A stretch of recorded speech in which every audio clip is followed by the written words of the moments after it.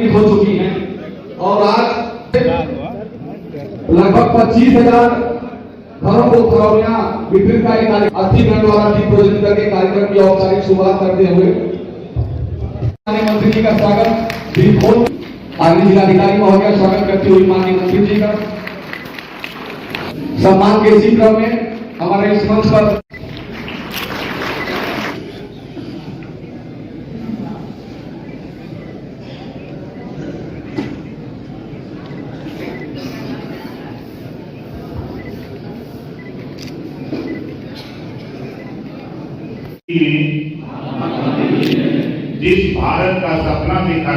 जिस भारत का सपना देखा था उस कि लोग छोटी छोटी बातों पर छोटी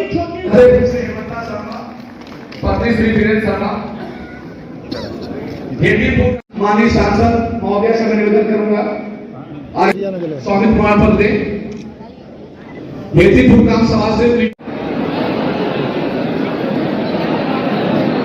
किया गया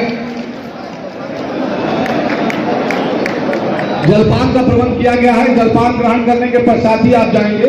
सुहेंद्र समाजवादी समाज पार्टी के सम्मानित जिलाध्यक्ष उपस्थित हैं। हम निवेदन करेंगे आपके चारों साहब से कि आप उनका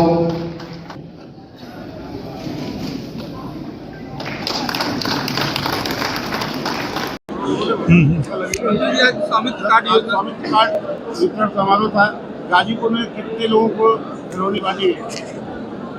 देखिए, अभी फिलहाल जो यहाँ लक्ष्य है हम लोगों का, आज यहाँ कितना बढ़ रहा है? आज 25,000 आज बना। गाजीपुर में 25,000 है। इसी तरह पूरे प्रदेश में 45 लाख कुछ घरौनी कार्ड वितरित हो रहा है।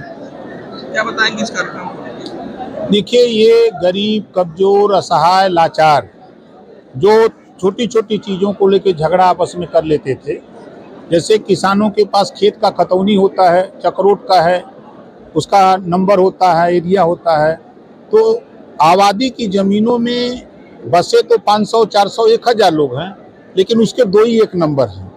इस नाते विवाद होता था। इस नाते देश के प्रधानमंत्री जी ने ये सोचा कि ये झगड़े को ख़त्म करें। ये न्यायालय जाते हैं तो इनका विकास बाधित होता है आपस में लड़के, तो इनको अधिकार दिया जाए, पावर दिया जाए, और उसके साथ साथ इनको जब हम घरौनी देंगे तो उससे ये बैंकों से लोन लेकर के कारोबार करेंगे। बैंक से लोन लेने में असुविधा भी नहीं होगी। तो उस 2 नंबर में जहाँ जितने लोग बसे हैं सबको अलग अलग उनका जहाँ जो बसा उसका एरिया अलग अलग करके उसके नाम से घरौनी बना दी जा रही है, और उसको जो है ऑफलाइन और ऑनलाइन दोनों तरफ से उसको मिल सकता है। मंत्री जी, क्या घरौनी बनने से गांव में विवाद कम हो जाएंगे? देखिए, सरकार का प्रयास है कि ज़्यादा से ज़्यादा झगड़े, अब जैसे जो एरिया नप गया उनका, मान लीजिए किसी का 3 डिसमिल, किसी का 5 डिसमिल, किसी का 8 डिसमिल, तो वो अपने 8 डिसमिल, 3 डिसमिल, 5 डिसमिल के ही मालिक हैं, न कि वो दूसरे की जमीन पे कब्जा करेंगे। तो जब वो झगड़ा अगर होगा तो रेवेन्यू के लेखपाल जाकर के उनका एरिया नाप देंगे। विवाद बड़े पैमाने पर खत्म करने की तैयारी हो रही है। मंत्री जी, कुंभ में आप डुबकी लगाने कब जा रहे हैं? मैं तो गया था, फिर जाने वाला हूँ 9 तारीख को। पूरा हमारा पंचायती राज विभाग, कौन से 9? इस 9 फरवरी, और कौन फरवरी आप बता। सभी लोग कुंभ में स्नान करेगा, हरिद्वार में स्नान करेगा। अब भाई, अब उनका मामला दूसरा है, हम लोगों का दूसरा है। चंद्रशेखर आजाद जो बयान दे रहे हैं कुंभ में पाप होने जा रहा है। अब देखिए, समाजवादी पार्टी की सरकार थी, कुंभ लगा था, बहुत लोग मर गए उसमें बेचारे, और उसी बात को कह रहे होंगे कि सपा के लोग हुआ जा रहे होंगे। सपा के सांसद और विधायक कुंभ पे घोटाले का आरोप लगा रहे हैं। उनकी सरकार में भी हुआ था कुंभ, उनकी भी सरकार में हुआ था। कोई भी सरकार रहेगी तो हर 12 साल पे कुंभ लगना है, लगेगा। कौन कितनी व्यवस्था अच्छी दे सकता है उस सरकार के ऊपर निर्भर है। जो एनडीए की सरकार है, ये सरकार लोगों को व्यवस्थित प्रयागराज तक पहुंचाना, कुंभ में स्नान कराना, फिर व्यवस्थित उनको घर तक पहुंचाने की जिम्मेदारी सरकार ने उठा रखा है। उस काम में सरकार लगी है। तो अब उनको घोटाला दिखता होगा, हम लोगों को सुरक्षा और व्यवस्था दिख रही है। सरकार क्या लगता है सर कि इस घरौनी वितरण से जो है लोगों में जो है राजस्व के मामले कम हो जाएंगे? देखिए, उम्मीद तो यही है कि बड़े पैमाने पर मामलों का निस्तारण होगा।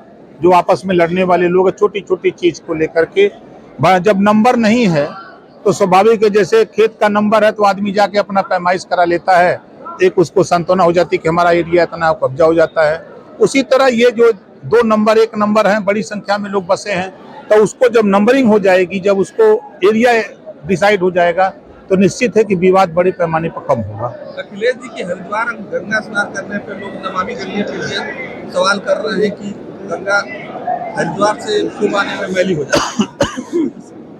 अब देखिए, अब अलग अलग लोगों की सोच है। हम लोग विकास के लिए काम कर रहे हैं भैया। हम लोग योजनाएं जो जनता के हित की हैं उसको एक एक योजना ला करके जनता के बीच में उनके हित के लिए दे रहे हैं कि इससे आपका लाभ लीजिए, इससे फायदा लीजिए, विकास करिए। ये काम हम लोग कर रहे हैं।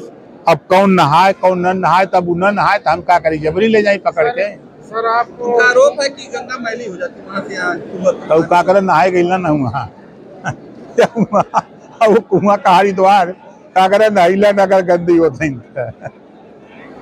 चलिए, संबंध फर्जीवाड़े का खुलासा हुआ है 10 संपत्ति का। फर्जीवाड़ा तो है। कुछ ऐसे मुसलमान हैं जो फर्जीवाड़ा, आपको जो जमीनें हैं वक्फ बोर्ड की, उसके कुछ ही मुसलमान हैं जो उसका बेच रहे, बिक रहे, फायदा ले रहे हैं। बड़े पैमाने पर सरकार की मंशा है कि मुसलमानों को, महिलाओं को, नौजवानों को बड़ी संख्या में उसका लाभ मिले। इसके लिए सरकार प्रयासरत कर रही है, कानून में संशोधन ला रही है।